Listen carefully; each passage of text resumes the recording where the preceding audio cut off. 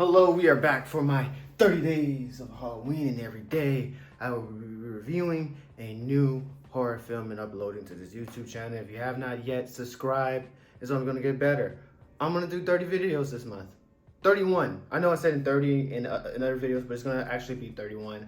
I can't count. Didn't major in math, I did in criminology, but that's a whole nother story because today we are doing Child's Play 3 review. So in this film, we followed our particular character, Andy. Andy, you follow him throughout the series, so you see him in Child's Play 1, 2, and now finally 3. And he goes to a military academy school. What I appreciate about this film is, like, even though they could have went with the same beat of like, okay, Andy, he's a kid, he's doing this and doing that, it shows that it's evolving and it's following him through his life course, but then also a different setting, a board school, if you will. I know it's a military academy, but I think board school and them are liker terms.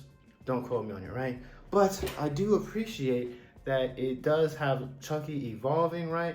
And he's no longer attached to Andy per se, but he actually has somebody else that he's attached to, because the first person that he reveals himself to is the person that he has to do the ritual with.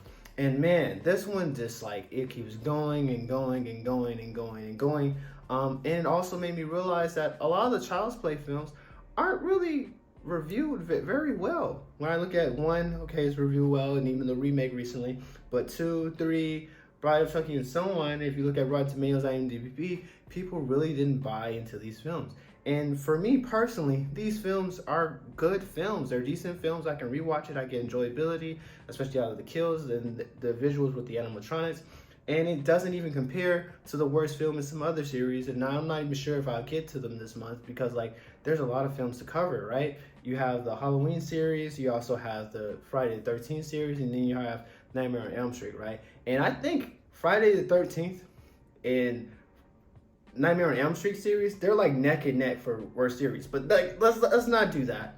Let's not do that right now, because today we are talking about Child's Play 3. What I like most about this film, again, like, it felt like a bottleneck episode. There was some gaslighting, but not as great to the extent that we got in part 2. I felt like that was handled better. The kills are a little bit better and a little bit more creative. When it does get chaotic in the final arc, you really don't get the ramifications of that, because it seems like people recognize what's going on immediately. He's crafty, but not as crafty as he was in previous films, right? So if I'm ranking the Child's Play films, or the ones that I saw so far, crazy enough, they kind of rank in order.